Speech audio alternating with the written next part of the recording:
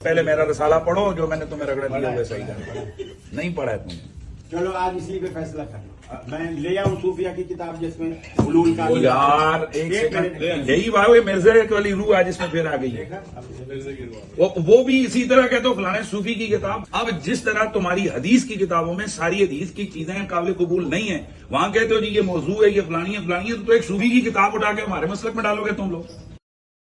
اس video کے اندر افطار کے ٹیبل کے اوپر وہ کھاتے ہوئے گفتگو کرتے ہوئے، ایک تو آپ دیکھیں چینل کے اوپر یہ آپ کر کے گفتگو کرتے ہیں اور وہاں وہ تو تڑا کے اوپر اترے ہوئے تھے۔ اس کی دو ہی ریزنز ہو سکتی ہیں، یا تو وہ آپس میں بالکل فرینک ہیں اور ٹی وی چینلز کے اوپر آ کے نورا کشتی کرتے ہیں، یا یہ رزلٹ نکلتا ہے، یا یہ ہے کہ یہ لوگ ٹی وی چینل کے اوپر آ کے خام خواہ ایک دوسرے کو عزت سے پکار رہے ہوتے ہیں، اصل چہرہ ان کا وہی ہے جو افطار کے ٹیبل پہ نظر آیا کہ ایک دوسرے کو عزت دینے کے لیے تیار ہی نہیں ہے۔ تیسری تو کوئی ریزن نہیں ہو سکتی، یا تو فرینکنس ہے، اور یا پھر یہ ہے کہ یہ ٹی وی کے اوپر ایک دوسرے کا لحاظ کرتے ہیں، افطار ٹیبل کے اوپر ان کی اصلی پکچر سامنے آ جاتی ہے۔ تو اس میں بریلویوں کے جو مفتی ہیں حنیف قریشی صاحب حفظہ اللہ تعالی، وہ اہل حدیث وہابی فرقے کے ایک مولانا قاری خلیل الرحمان حفظہ اللہ تعالی سے کہتے ہیں کہ تم نے میرا رسالہ غور سے نہیں پڑھا، میں نے تمہیں اس میں خوب رگڑا لگایا ہے، یہ الفاظ ہیں ان کے، اور تم لوگ خام خواہ ہمارے اوپر الزام لگاتے رہتے ہو، اس کی وجہ سے ہمیں پھر غصہ آتا ہے، اور ہمارے ذمہ وہ چیزیں لگاتے ہو جو ہمارے مسلک کی چیزیں ہی نہیں ہیں۔ تو اس کے اوپر قاری خلیل الرحمان صاحب نے کہا کہ ایسا نہیں ہے، اگر آپ تیار ہیں تو میں آپ لوگوں کے بزرگوں کی صوفیاء کی کتابوں سے حلول کا عقیدہ، یعنی اللہ تعالیٰ اپنے بندے کے اندر حلول کر جاتا ہے، یہ میں دکھا دیتا ہوں۔ اب اس کا جواب تو یہ ہونا چاہیے تھا کہ یہ بالکل بکواسیات ہے، یہ عقیدہ کفر ہے، ہم تو اس عقیدے کو نہیں مانتے، اور یہ ہماری طرف غلط منسوب کی گئی ہیں باتیں، لیکن انہیں پتا تھا یہ سب کچھ لکھا ہوا ہے۔ محی الدین ابن عربی، جن کو یہ اپنا بڑا بزرگ مانتے ہیں، اس نے تو کیا کیا خرافات اپنی کتابوں میں لکھی ہیں، الامان الحفیظ۔ تو اس کے جواب میں حنیف قریشی صاحب ان کو مخاطب کر کے کہتے ہیں کہ آج پھر اس کے اندر مرزے کی روح واپس آ گئی ہے، یعنی پہلے بھی آتی تھی، آج پھر آئی ہوئی ہے، یعنی میری طرف انہوں نے اشارہ کیا۔ ظاہر ہے غلام احمد قادیانی دجال کا تو ذکر نہیں کر رہے تھے نا، کیونکہ جب بھی بزرگان دین سو کالڈ صوفیاء کی عزت افزائی کو کوئی موقع آ جائے تو ہمارے ذکر خیر وہاں پہ ہوتا ہے۔ تو انہوں نے یہ جملہ بولا کہ اس میں مرزے کی روح پھر آ گئی ہے، اور وہ جو جی ٹی وی کے اینکر ہیں اویس ربانی صاحب، انہوں نے تائید کی کہ بالکل مرزے کی روح آ گئی ہے، کیونکہ انہیں تو خوب اندازہ ہے کہ وہ جس فرقے کا فرنٹ مین بننے کی کوشش کر رہے تھے، اس فرقے کے فرسودہ نظریات کے ساتھ میں نے کیا کیا ہے اللہ کے فضل سے۔ اینڈ رزلٹ اس کا یہ نکلا ہے کہ اب یہ دونوں اینکر بھی اور مفتی صاحب بھی اپنے ہی فرقے کی کسی مسجد میں جا کے کوئی پروگرام نہیں کر سکتے، کیونکہ یہاں پہ جو انہوں نے پروگرام کرنے کی کوشش کی تھی وہ پروگرام تو مر گیا۔ ہاں، اس کے بعد ان کا پروگرام نیا شروع ہوا، اور پھر وہ جلالی پارٹی نے جو جو ویڈیوز بنائی ہیں کنٹینیوسلی، ابھی تک جان نہیں چھوٹ رہی، وہ بلا رہے ہیں کہ بھئی ہم آ جاتے ہیں، تو یہ وہی باتیں کر رہے ہیں جو مجھ سے کرتے تھے کہ اپنے نمائندہ کو لانچ کرو، اس طرح نہیں ہوگا، چھوٹوں سے بات نہیں ہوگی، اور یہ ان کے اوپر الزام لگا رہے ہیں کہ تم انجینئر کے فرنٹ مین بنے ہوئے ہو، اس کو مضبوط کر رہے ہو، وہ ان کے اوپر الزام لگا رہے ہیں۔ خیر یہ ایک الگ سے ٹاپک ہے، ہم تو دیکھ کے اس طرح کے پروگرام انجوائے کرتے ہیں کہ اللہ کا شکر ہے کہ وہ ساری باتیں جو پہلے یہ بند کمروں میں کرتے تھے اب پبلکلی سامنے آ چکی ہیں اللہ کے فضل سے۔ تو جب انہوں نے یہ بات کی نا کہ تمہارے اندر مرزے کی روح آ چکی ہے، تو اس کی سپورٹ میں انہوں نے بجائے یہ کہ صوفیاء کی عبارتوں کی غلطی کو ایکسپٹ کرتے، حنیف قریشی صاحب نے اس وہابی عالم دین قاری خلیل صاحب کو جواباً یہ کہا تمہاری حدیث کی کتابوں میں بھی تو اس طرح کی باتیں موجود ہیں۔ ہاں، قاری خلیل الرحمان صاحب نے تو کوئی حدیث کی کتاب نہیں لکھی ہے، تو ہمارا یہ دعویٰ درست ہے کہ انبیاء ہمارے ہیں اور صوفیاء ان کے ہیں. میرے نبی سا ہے ہی کوئی نہیں, تیرے بابے تھے شاہ ہی کوئی نہیں. یہ ثابت ہو گیا. کوئی مسلمان دوسرے مسلمان کو یہ تانا دے گا کہ تمہاری حدیث کی کتابوں میں یہ کچھ لکھا ہوا ہے, اگر ہمارے بزرگوں کی کتابوں میں نکل آتا ہے تو ہمیں ٹونٹ کیوں کرتے ہو؟ یہ تو کہا جا سکتا تھا کہ ہماری احادیث کی کتابوں میں بھی ایسی باتیں موجود ہیں. اس نے کہا نہیں, تمہاری حدیث کی کتابوں میں. اب آپ یہ بھی نہیں کہہ سکتے کہ سامنے کوئی شیعہ عالم بیٹھے ہوئے تھے, سنی تھے. یہ تینوں فرقے سنیوں کے ہیں نا, اہل حدیث وہابی ہوں, بریلوی ہوں, دیوبندی ہوں, یا فقہ کی بنیاد کے اوپر جو انہوں نے فرقے بنائے ہوئے ہیں, حنفی, شافعی, مالکی, حنبلی, جو 400 سال تک سلطنت عثمانیہ نے 1517 سے لے کے 1917 تک کعبے کی جمعیت کو توڑا, اس میں بدعت کو جاری کر کے 4 پیلل میں مسلح ڈال کے رکھے. ویسے تو کہتے ہیں چاروں امام حق کے اوپر ہے, ایک دوسرے کے پیچھے یہ لوگ نمازیں بھی نہیں پڑھتے تھے. اماموں کے نام کے اوپر انہوں نے امت کی جمعیت کو توڑا. پھر اللہ تعالیٰ نے ان کی کمر توڑی اور سلطنت عثمانیہ جب ختم ہوئی تو اللہ کا شکر ہے یہ مسلح وہاں سے اٹھے. لیکن آج بھی ان کی پکچرز موجود ہیں جو انہوں نے بدعت 400 سال تک جاری کی. اور انشاءاللہ میری پیش گوئی ہے اب دوبارہ سے کعبے میں بدعت داخل نہیں ہوگی انشاءاللہ, کیونکہ اب حنفیوں کے 2 فرقے بن چکے ہیں, بریلوی اور دیوبندی. یہ آپس میں لڑ لڑ کے مر جائیں گے اور یہ مسلح نہیں ہوں گے انشاءاللہ تعالی. خیر, یہ جملہ کہ تمہاری حدیث کی کتابوں میں بھی تو ایسی باتیں لکھی ہیں, اگر ہمارے بزرگوں کی کتابوں میں نکل آتی ہیں تو اس میں ہمیں بلیم نہ کیا جائے, ہمارے مسلک کی طرف اسے منسوب نہ کریں. بھائی آپ کے مسلک کی طرف کیوں نہ منسوب کریں؟ آپ آج تک یہ فیصلہ ہی نہیں کر سکے کہ آپ کس طرف کھڑے ہوئے ہیں. جس طرح ہماری اسٹیبلشمنٹ آج تک یہ فیصلہ نہیں کر سکی کہ انہوں نے اے پولیٹیکل ہونا ہے یا نہیں ہونا, ہمارے علماء بھی یہ فیصلہ نہیں کر سکے, فرقوں کے علماء, کہ وہ کس طرف کھڑے ہیں. یہ جو صوفی فرقہ ہے بریلویوں کا, اپنے آپ کو سنی کہتا ہے, حنفی کہتا ہے, بے شمار نام رکھے میں, دیوبندی بھی صوفی فرقہ ہے. یہ لوگ آج تک یہ فیصلہ ہی نہیں کر سکے کہ ہم نے ان عبارتوں کا دفاع کرنا ہے یا ان عبارتوں سے اعلان برات کرنا ہے. اگر یہ کہتے ہیں کہ ہم ان کا دفاع نہیں کرتے تو ہمارے پاس تو ان کے مناظرے موجود ہیں جس میں انہوں نے ان ساری باتوں کا دفاع کیا. 2004 کے اندر ایک مناظرہ ہوا تھا شوکت سیالوی صاحب کا, جو بریلوی عالم تھے, ایک وہابی عالم توصیف الرحمان راشدی صاحب کے بڑے بھائی طالب الرحمان شاہ صاحب, ان کے ساتھ. اس میں ایک سکڑا سا نوجوان پیچھے بیٹھا ہوا ہے کتابیں لے کے, پتلا سا, وہ حنیف قریشی صاحب ہے. اور چند سالوں کے بعد پھر وہ منظر عام پہ آئے اور پھر انہوں نے انہی گستاخانہ عبارتوں کے اوپر مناظرہ دوبارہ سے کیا طالب الرحمان صاحب کے ساتھ. اس وقت بریلویوں کی طرف سے شوکت سیالوی صاحب تھے اور یہ جو مناظرہ کافی مشہور ہوا, حنیف قریشی صاحب کو عروج ہی اسی مناظرے سے ملا. اس میں حنیف قریشی صاحب آئے تھے, وابیوں کی طرف سے وہ ایک ہی بندہ تھا طالب الرحمان شاہ صاحب, دونوں مناظروں میں. اس میں یہ اپنے بزرگوں کی گستاخانہ عبارتوں کا دفاع کر رہے تھے. یعنی سب سے بڑی کوئی عبارت ہو سکتی تھی تو چشتی رسول اللہ والی عبارت ہو سکتی تھی نا. اس کے دفاع کے اوپر بھی باقاعدہ مناظرے آج بھی یوٹیوب کے اوپر رکھے ہوئے ہیں, جس میں ان کے علماء نہ صرف شتیہات کے نام کے اوپر چشتی رسول اللہ کا دفاع کر رہے ہیں, حالانکہ یہ لوگ ہمیں کل تک کہتے تھے با خدا دیوانہ باش با محمد ہوشیار, کہ دیوانگی صرف اللہ کے لیے چلے گی, رسول اللہ کے لیے آپ نے ہوشیار رہنا ہے. لیکن یہ ساری گستاخانہ عبارتیں نبی علیہ السلام کی شان میں تھی, انہوں نے اس کو بھی شتیہات کے کھاتے میں ڈالا. اور وہ مفتی جو آج یہ کہتے ہیں کہ یہ الحاقی عبارتیں ہیں, ہمارے بزرگوں کی کتابوں میں بعد میں کسی نے داخل کر دی ہیں, انجینئر صاحب نے داخل کرائی ہیں نا, تاکہ انہوں نے رگڑا لایا جائے, میں داخل کرائی ہیں. تو یہ الحاقی عبارتیں جو ہیں یہ بعد میں داخل ہو گئی ہیں. وہ اسی مناظرے میں اس وقت ایک سکڑا سا نوجوان پیچھے بیٹھا ہوا سبحان اللہ پڑھ رہا ہے. خواجہ نے کیا فرمایا, سنو کہ میں کون ہوں اور کیا ہوں.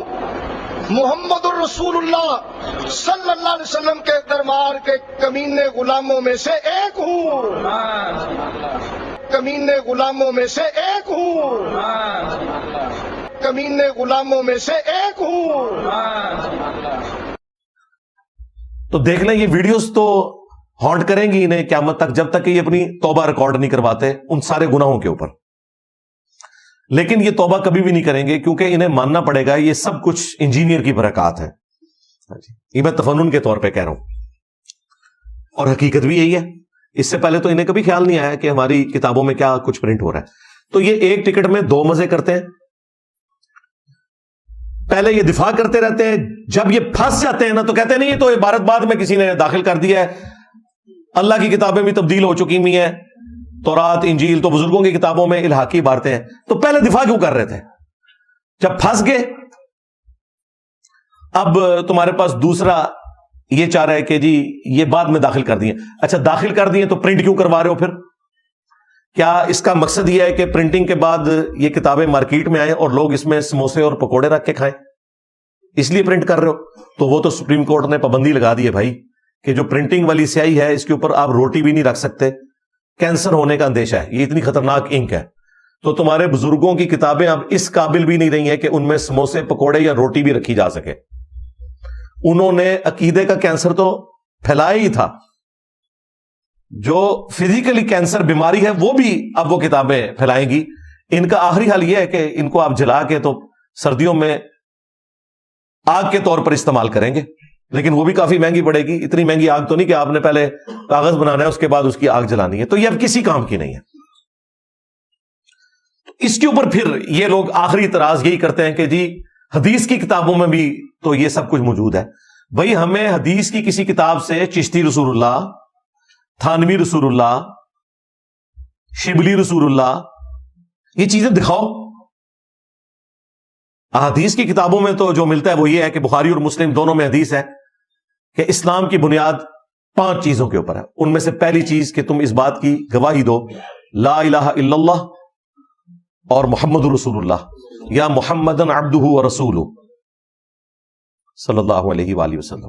اس کے بعد نماز کو قائم رکھنا اور پھر زکوٰۃ دینا اور اس کے بعد حج اور رمضان کے روزے. یہ 4 چیزیں عقیدے کے بعد اعمال کے طور پر ذکر ہوئی ہیں. ٹوٹل 5 چیزیں. تو ہمیں تو انتظار ہے کہ حدیث کی کتابوں میں کون سی ایسی بات ہے جس کی پلی لے کے تم اپنے بزرگوں کی کفریات کو آج تک ڈیفینڈ کر رہے ہو. تو انہوں نے نا بڑی مشکل سے ڈھونڈ کے نا ایک چیز نکالی جس کے اوپر میں نے تفصیلی ویڈیو ریکارڈ کروا دی اور باقاعدہ اس کے اندر میرا ایک رجوع بھی تھا. وہ لاکھوں لوگوں نے ویڈیو دیکھی ہے. نبی صلی اللہ علیہ وآلہ وسلم نے جو خودکشی کی کوشش کی جو بخاری کے اندر رپورٹ ہوئی، اگرچہ یہ روایت اصول محدثین کے اوپر منقطع ہے، صحیح نہیں ہے، اور یہ بخاری میں ایک تابعی کے قول کے طور پر ذکر ہوئی ہے، اور امام بخاری نے اس کو متصل سند کے ساتھ بیان نہیں کیا. اور ہمارا دعویٰ بخاری کی احادیث کے بارے میں ہے کہ وہ ساری کی ساری صحیح ہے. جو تابعین کے اقوال ہیں وہ ایسے موجود ہیں جن کے اوپر کلام کیا جا سکتا ہے.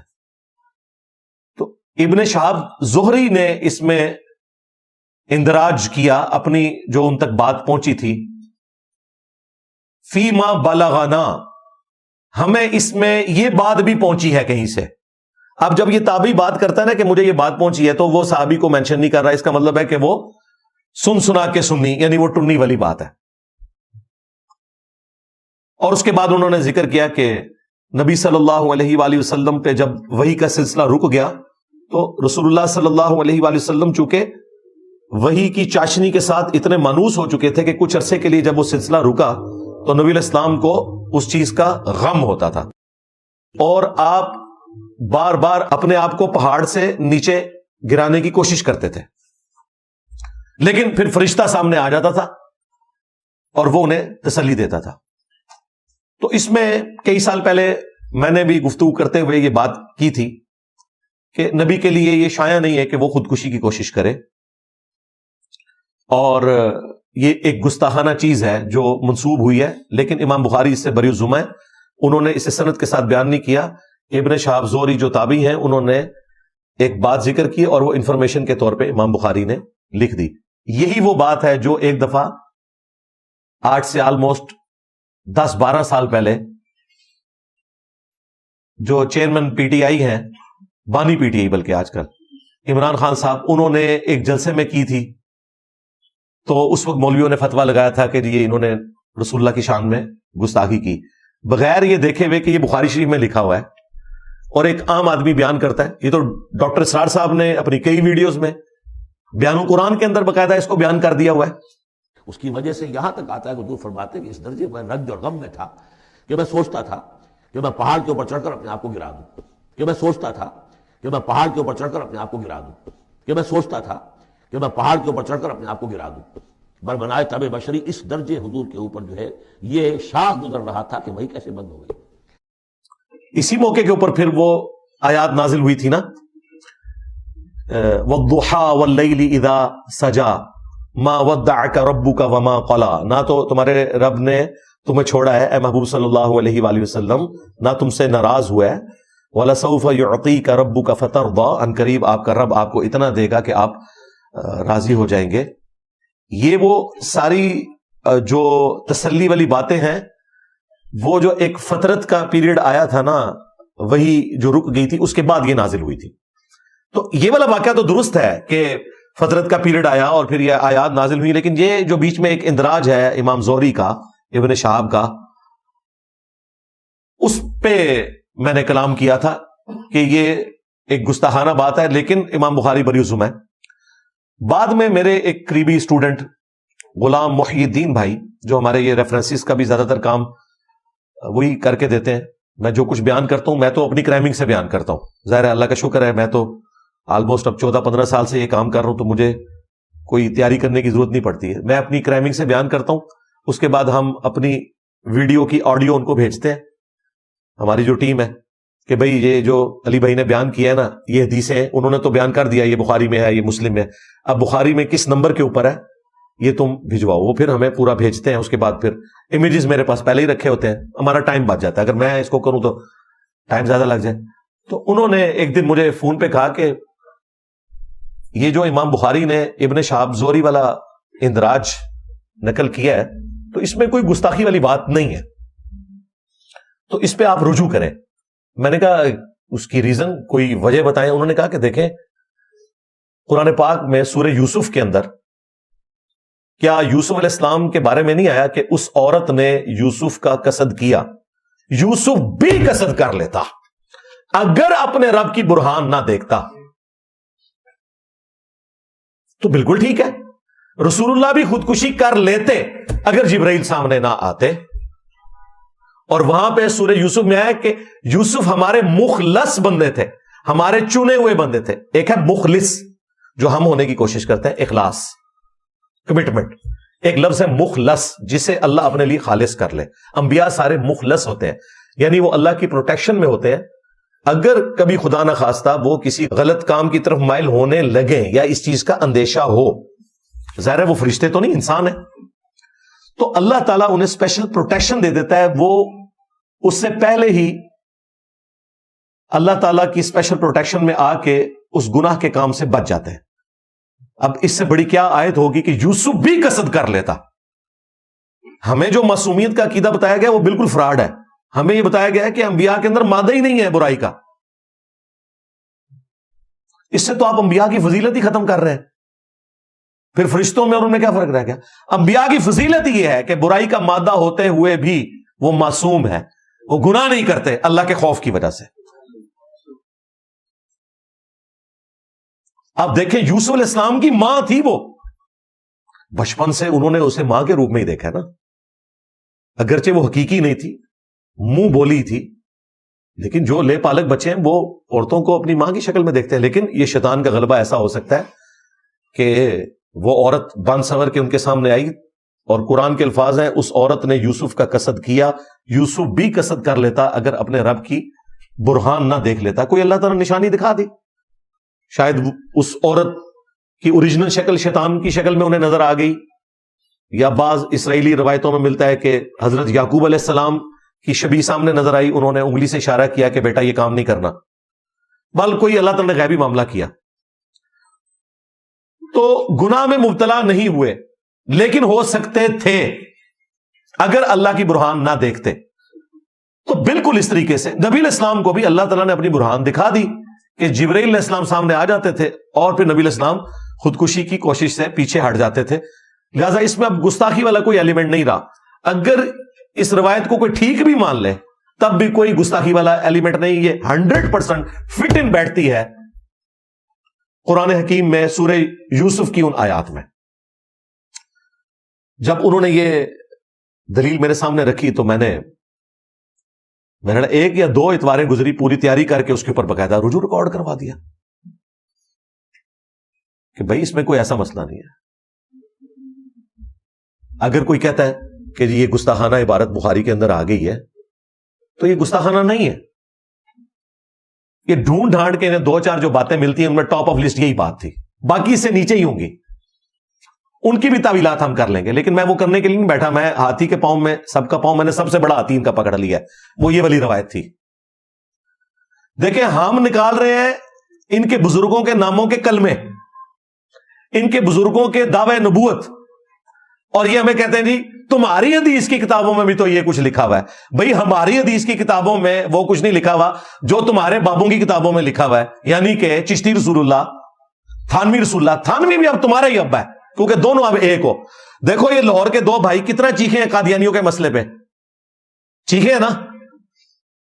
میں نے بھی مقدمہ بیان کیا ہے, لیکن میں نے پھر صرف قادیانی دجال تک نہیں رکھا مقدمے کو. میں نے بتایا کہ قادیانی دجال کو گراؤنڈز ان کے ان صوفیوں نے پرووائڈ کیے جن کی کتابوں میں یہ کچھ لکھا ہوا ہے, لیکن اس کی جرت نہیں ہے کہ وہ ان کے بزرگوں کا ذکر کرے. کیوں؟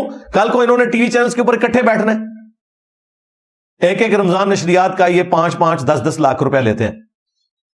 وہ پھر آپس میں اگر اس طریقے سے اختلافات شروع ہو جائے پھر یہ اکٹھے بیٹھ نہیں سکتے نا ایک ٹیبل کے اوپر, تو جرت نہیں کر رہے. لہذا یہ چشتی رسول اللہ, تھانوی رسول اللہ, شبلی رسول اللہ یہ وابیوں کے کھاتے میں بھی ہے, کیونکہ یہ گونگے شیطان بنے ہوئے ہیں صرف یہ بتانے کے لیے کہ بھائی ہم انجینئر کے ساتھ نہیں کھڑے ہوں گے, ہم آپ کے ساتھ کھڑے ہیں کہ اگرچہ ہم ان چیزوں کو غلط بھی سمجھتے ہوں تب بھی ہم غلط کہیں گے نہیں.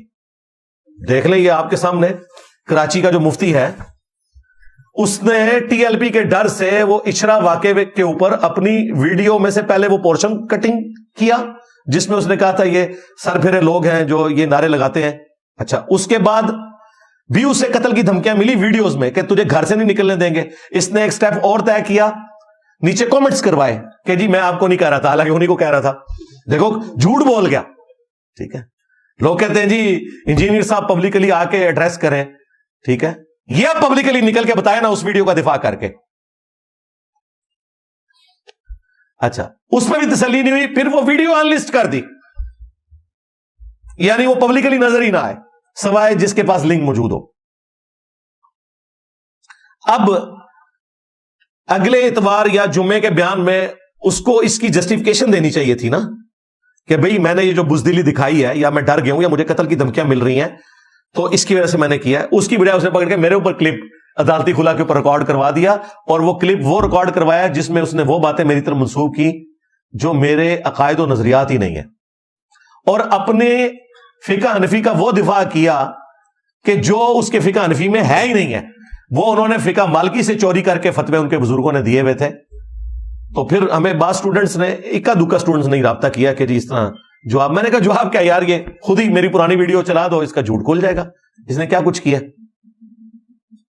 صرف توجہ ڈائیورٹ کرنے کے لیے. لیکن میں نے ان کو پہلے بتایا کہ بھائی بنو امیہ کی چالیں, بلکہ تمہارے ماموں کی چالیں جہاں پہ ختم ہوتی ہے نا وہاں سے ہماری عقل سٹارٹ ہوتی ہے. ہاں, یہ ذہن میں رکھیے گا. میں نے کبھی بھی فروئی معاملات کے اندر تم سے نہیں الجھنا جب تک تم لوگ اپنے عقیدے اسلام کے مطابق ثابت نہیں کرتے. جو لوگ تھانوی رسول اللہ کا دفاع کریں, جن کے بزرگوں نے المحند علی المفند کے اندر وہ عقیدے لکھے ہوں جو قرآن و سنت سے ثابت ہی نہ ہو, تو جب تک تمہارے عقیدے ثابت نہیں ہوتے تمہاری فروئی جو ایشوز ہیں وہ بعد میں ڈسکس ہوں گے. اور تم یہ چاہتے ہو کہ تم ان چیزوں سے ہٹا کے اس طرف لگاؤ, ایسا نہیں ہوگا بالکل. جب تک تم ہمیں جواب نہیں دو گے کہ تمہارے ایک بزرگ نے دوسرے بزرگ کو اپنے ساتھ لٹا کر اس کے سینے پہ ہاتھ پھیرے, کروٹ اس کی طرف کی اور وہ چیخ اٹھا میاں, لوگ کیا کہیں گے, اور وہ اتنا ڈھیٹ تھا, دوسرا کہتا ہے کہنے دو لوگوں کو جو کہتے ہیں, لوگوں کی کیا پرواہ ہے. یہ وہ لوگ ہیں جنہوں نے مدرسہ دیوبند بنایا ہوا ہے, رشید احمد گنگوئی اور قاسم نانوتوی. ایک دوسرے کو لٹا رہے ہیں. لہذا یہ نہ سمجھے کہ آج کل مفتیوں کی ویڈیوز لیک ہوتی ہیں لڑکوں کے ساتھ. ہاں یہ سلسلہ پرانا چل رہا ہے. اس سے بھی پہلے بلکہ حافظ ابن کثیر نے تو تاریخ ابن کثیر البدایہ والنہایہ میں لکھا ہے کہ یہ ایسا مرض ہے کہ وہ کہتے ہیں کوئی حکومتی عہدیدار, کوئی جج, کوئی فقیہ, کوئی مولوی, کوئی مفتی ایسا نہیں ہے جو اس کام سے بچا ہو سوائے جس میں اللہ رحم فرمائے. اور انہوں نے لکھا کہ اپنے بچوں کو ان بزرگان دین کی پہنچ سے دور رکھا کریں, خصوصاً سفر میں. جی رائے ونڈ میں اتنے واقعات رپورٹ ہوئے تھے کہ پھر حاجی عبد الوہاب صاحب رحمہ اللہ تعالی انہوں نے باقاعدہ پابندی لگا دی کہ کسی جماعت میں کوئی لڑکا نہیں جائے گا بزرگان دین کے ساتھ جب تک کہ اس کا اپنا باپ یا بڑا بھائی ساتھ نہ ہو. تو حافظ ابن کثیر تو 774 ہجری میں فوت ہوئے ہیں, آج چل رہا ہے 1445 ہجری. میں 700 سال پرانی بات کر رہا ہوں, اور یہ میں نے کوئی حافظ ابن کثیر سے نہیں لکھوایا تھا کہ بھئی میں 700 سال بعد آنا ہے تو میں نے منجی ٹھوکنی ہے تو حضرت لکھ کے جاؤ. انہوں نے پرنٹ کیا اردو میں, ترجمے کو بدلنے کی کوشش کی, پھر بھی پکڑے گئے. میں اوریجنل ترجمہ بھی لگاؤں گا اور ان کا بھی ترجمہ, اس میں بھی آپ کو اندازہ ہو جائے گا کہ ان کے بزرگان دین کیا کچھ کرتے رہے. تو یہ ساری باتیں ان کو ثابت اپنے عقائد کے اوپر پہلے بات کرنی ہوگی, تھانوی رسول اللہ کے اوپر. اس طریقے سے جو انہوں نے دعویٰ کیا کہ ہم بزرگوں کی قبروں اور سینوں سے فیض لینے کے قائل ہیں, اور ہم نے ثابت کیا کہ یہ لوگ ان کے بزرگان دین کے بارے میں ان کا عقیدہ یہ قبروں سے نکل کے ان کی مدد کرتے ہیں بیداری کے اندر. قاسم نوتوی 2 مولویوں کی صلح کرا کے واپس چلا گیا, اور سخت سردیوں کے اندر بھی لحاف کے اندر اس کے پسینے چھوٹ گئے, اور بھی کچھ چھوٹ گیا ہوگا. ابھی ابھی مولانا قاسم آئے تھے, وہ لکھا ہوا ہے. ان کو ثابت کرنا ہوگا کہ ان کے بزرگوں نے یہ جو عقیدہ گھڑا کہ رسول اللہ کی قبر مبارک اللہ کے عرش سے افضل ہے, یہ کس آیت حدیث سے نکالا ہے. انہیں ثابت کرنا پڑے گا کہ جو انہوں نے عقیدہ بتایا کہ رسول اللہ اپنی قبر مبارک میں دنیا کی سی زندگی کے ساتھ ہے, اس کی تعبیر کرتے تھے. یہ بزرگوں نے دنیا کی سی کہا ہے, دنیاوی نہیں کہا. بھئی یہ چلاکیاں فقہ حنفی کی تمہارے پرانے بزرگوں کے ساتھ تو تم لڑ سکتے تھے, شافیوں کے ساتھ, انجینئر کے ساتھ تو نہیں لڑ سکتے نا.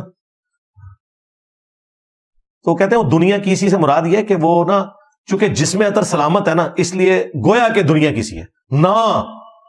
تمہارے شیخ زکریا کاندبی نے تو لکھا ہے کہ 550 سال بعد رسول اللہ نے 90,000 لوگوں کی موجودگی میں قبر اطہر سے اپنا ہاتھ باہر نکال دیا, اور لوگوں نے دیکھا, خواب میں نہیں بیداری میں.